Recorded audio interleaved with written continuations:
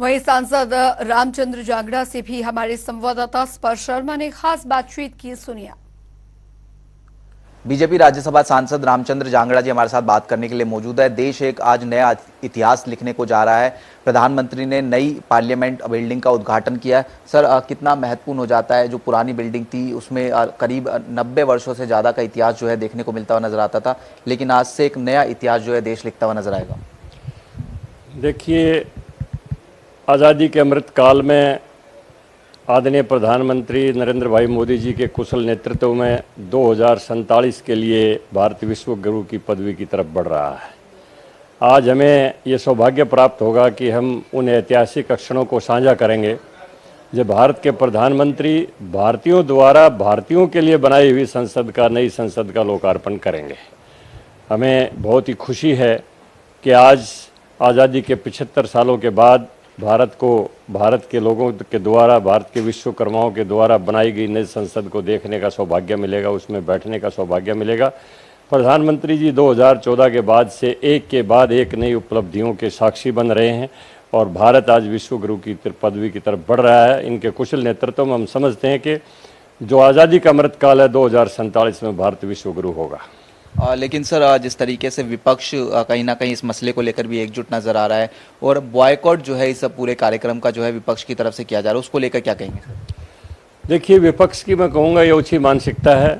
ये कोई भारतीय जनता पार्टी का संसद नहीं है, ये देश का संसद है और इसमें प्रधानमंत्री जो है वो पूरे देश के हैं। जब पार्टी कोई भी जीतती है तो जो प्रधानमंत्री बनता है वो पूरे देश का होता है, मुख्यमंत्री बनता है वो पूरे प्रदेश का होता है। तो विपक्ष को एक बड़ा दिल दिखाते हुए इस गौरवशाली क्षणों को साझा करना चाहिए। और जैसा कि कार्यक्रम में शामिल है विपक्ष के जो नेता हैं मल्लिकार्जुन खड़गे, उनका भी बोलने का समय उसमें कार्यक्रम में दिया गया है। उनको अपने समय का सदुपयोग करते हुए राष्ट्र के सामने विपक्ष की नीति, उनका कार्यक्रम, उनका विज़न देश के सामने ऐसे ऐतिहासिक क्षणों में रखना चाहिए, ना कि उसका बहिष्कार करके एक अस्वस्थ परंपरा का निर्माण करें। विपक्ष के सर आरोप जो हैं, एक तो कि जो है राष्ट्रपति से उद्घाटन कहीं ना कहीं कराना चाहिए था, दूसरा वो कह रहे हैं कि जो तारीख रखी गई है वो वीर सावरकर से जुड़ी हुई कहीं ना कहीं तारीख है, उसको लेके क्या कहेंगे? देखिए, कितनी भी तारीख कोई भी रखो, उसी तारीख में किसी न किसी महान महापुरुष का कोई जन्मदिन आ सकता है, ये संयोग हो सकता है। लेकिन मैं समझता हूँ ऐसी कोई मानसिकता भारतीय जनता पार्टी की या प्रधानमंत्री की नहीं है कि वो किसी विशेष अवसर का चयन करें। ये ऐतिहासिक क्षण है, इसमें कोई भी तारीख रखी जाए, किसी भी महापुरुष का जन्म संयोग से आ सकता है, ऐसा मैं समझता हूँ। और विपक्ष का ये आरोप निराधार है और मैं समझता हूँ कि विपक्ष को ऐसी बातों में नहीं पड़ना चाहिए। और अगर वीर सावरकर की बात भी लें तो वो एक महान क्रांतिकारी नेता थे जिन्होंने 11 वर्ष तक लगातार अंडमान निकोबार की जेल के अंदर यातनाएं सही और पहले पूरे विश्व में ऐसे एक क्रांतिकारी थे जिनको एक ही जीवन में डबल आजीवन कारावास की सज़ा दी गई अंग्रेज़ों द्वारा। उन्होंने 11 साल तक कोल्लू में बैल की तरह तेल निकाला अंडमान निकोबार में, वहाँ पर रस्सियाँ कूटी और कितने ही बार यातनाएं सही। ऐसे महान क्रांतिकारी के जन्म दिवस के ऊपर अगर कोई महान काम कर भी दिया जाए तो इसमें भी किसी को कोई आपत्ति नहीं होनी चाहिए।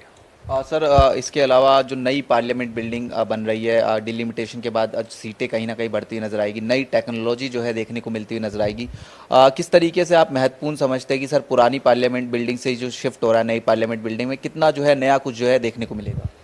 देखिए, जिस समय ये पार्लियामेंट बनाई तो भारतीयों ने थी, लेकिन बनाई ब्रिटिशर्स के लिए थी। उस समय भारत की आबादी 30-32 करोड़ के लगभग थी। आज भारत की आबादी विश्व में सबसे ज़्यादा है, 142 करोड़ को हम पार कर गए हैं। तो आबादी के हिसाब से सीटों का बढ़ना तय है, तो उसके हिसाब से पुरानी पार्लियामेंट बहुत ही अपर्याप्त है। और उसके अंदर मैं खुद जब हम बैठते हैं राज्यसभा में तो एक दूसरे से सट के बैठते हैं और आज के युग के अनुरूप जो आधुनिक टेक्नोलॉजी है, कंप्यूटराइज और डिजिटलाइजेशन जो देश का हुआ है, उसके हिसाब से उसमें उन उपकरणों की व्यवस्था करने की भी कोई जगह नहीं है। तो आज नई पार्लियामेंट की बहुत बड़ी आवश्यकता थी। 2026 में जब नया परिसीमन होगा तो उसमें लाजमी तौर पर आबादी के हिसाब से सीटें बढ़ेंगी। उन सीटों के बढ़ने के बाद तो इस पुरानी पार्लियामेंट में कोई बैठने की जगह ही नहीं बचती थी, लोगों को लॉबी में बैठना पड़ता या खड़ा होना पड़ता। तो इसलिए ये बहुत ज़रूरी था नया संसद भवन।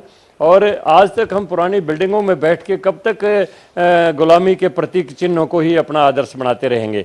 ठीक है, एक वो ऐतिहासिक चीज़ है, वो ऐतिहासिक म्यूजियम के तौर पर रहेगी पुरानी पार्लियामेंट। वो भी भारतीयों ने ही बनाई थी, लेकिन बनाई ब्रिटिशर्स के लिए थी। तो आज हमें गर्व है कि भारतीयों द्वारा भारत के लिए बनाई हुई पार्लियामेंट के अंदर हम बैठेंगे। तो ये बीजेपी राज्यसभा सांसद रामचंद्र जांगड़ा जी थे, जो तमाम मसलों को लेकर जनता टीवी से एक्सक्लूसिव बातचीत कर रहे थे। कैमरामैन चंचल गुप्ता के साथ स्पर्श शर्मा, जनता टीवी, दिल्ली।